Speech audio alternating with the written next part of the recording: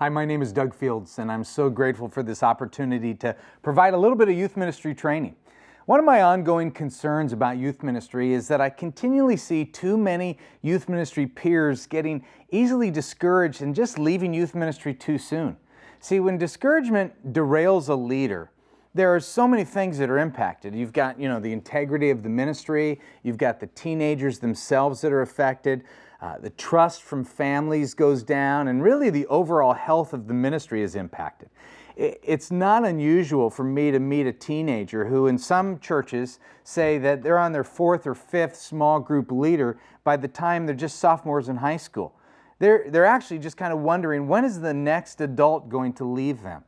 And personally, one of my youth ministry goals is to try to slow down the trend of volunteers leaving the ministry too early. See, healthy churches need healthy youth ministries. Healthy youth ministries require healthy leaders. And one of the contributing factors to health within a youth ministry is just getting at health requires time. See, a healthy youth ministry doesn't simply appear immediately or overnight. As a matter of fact, I would say that health isn't a sprint, it's actually more like a marathon. Well, maybe the more I think about that, maybe less like a marathon and more like a triathlon, because it's not just about running. You actually have to be good at more than one thing in youth ministry. You've got to spend time planning events and creating lessons and hanging out with kids and meeting with parents, and there's just always something else to do. And meanwhile, in addition to all that you have to do in youth ministry, for many of you volunteers, you're working 40 plus hours a week, or you're going to school, and then there's your own family that you're trying to spend time with. See, every week it just seems like there is so much to do and there's just not enough time.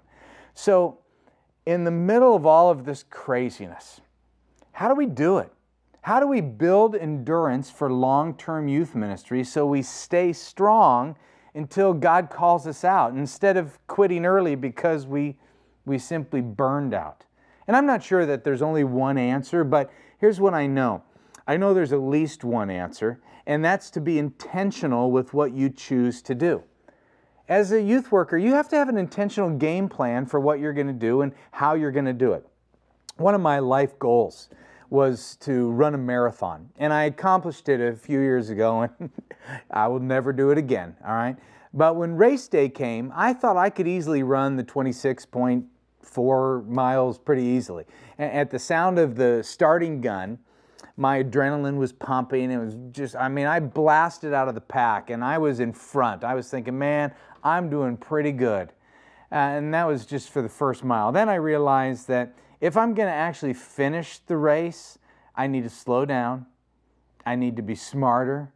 I need to pace myself. I should probably call a cab, that type of thing. But one of the ways that we can avoid making endurance mistakes in youth ministry is to slow down and be more intentional, to actually think through some questions that are going to help you discern what takes your energy and what drains you of energy. And I hope you'll take some time just beyond this little video training to discuss these questions with other leaders around you. So I'm going to give you 3 questions to consider. The first question is, what is something in your life that keeps you fresh? See, in my experience, most people are unaware of what energizes them. We all know what drains us. If I was to ask you what drains you, you'd give me a list, a mile long with several different people's names on it. But when I ask what energizes you, well, many of us struggle to identify more than 1 or 2 things that gives us energy. And the truth is, we live in a culture that hasn't taught us how to tend to our own souls and how to be filled up. We give and we give and we give to others, but internally it's easy for us to dry up. So how do you refill spiritually? How do you refill emotionally, physically?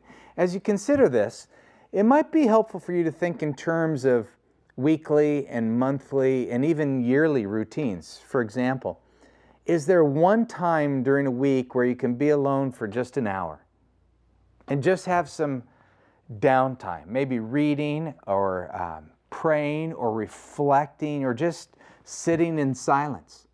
Or maybe for you it's setting some time aside to be out in nature or go on a bike ride or have a cup of coffee or a date with your spouse?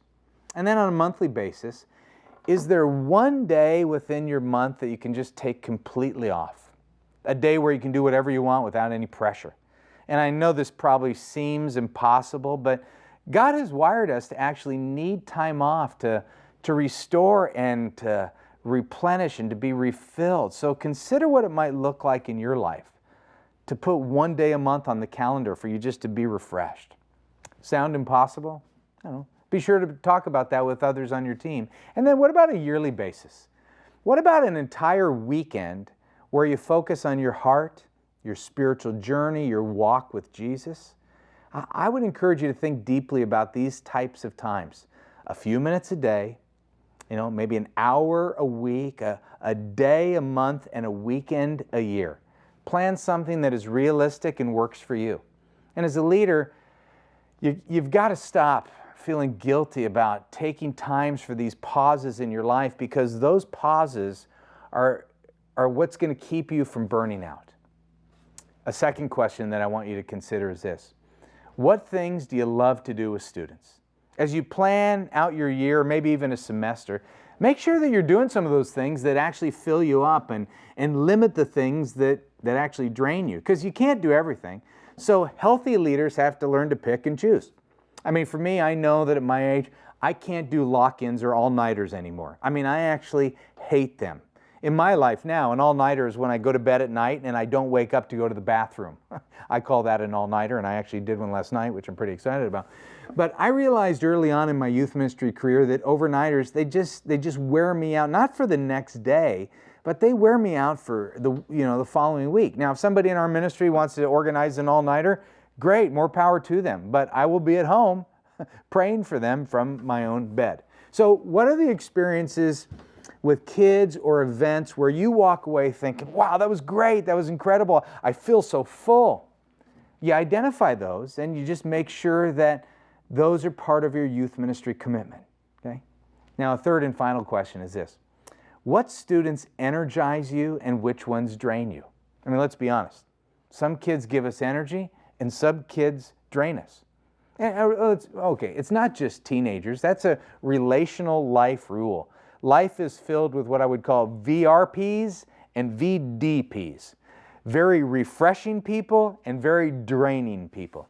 And if you're only hanging out with the students who drain you, you're not going to last in youth ministry.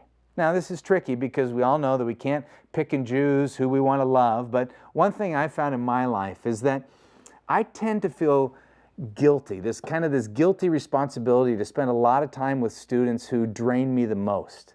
And there are times when I believe that I'm the only hope for this student being okay, but this isn't what the Bible teaches.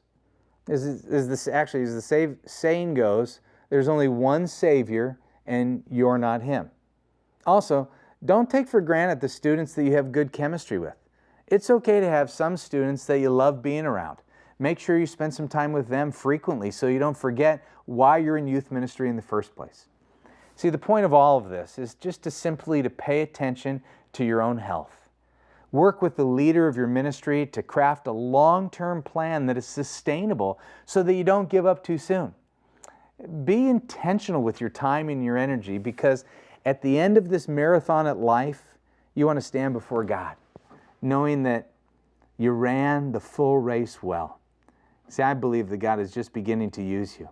And as I thought about this training, I actually prayed for you. Honestly, I prayed for everyone who would watch this video, that they might be more intentional with their time, so they would find and be filled with an extra amount of energy and passion and encouragement. See, your longevity builds credibility. And there's only one way to get that credibility, and that's to stick around. So thanks for what you do in youth ministry, but more importantly, thanks for who you are.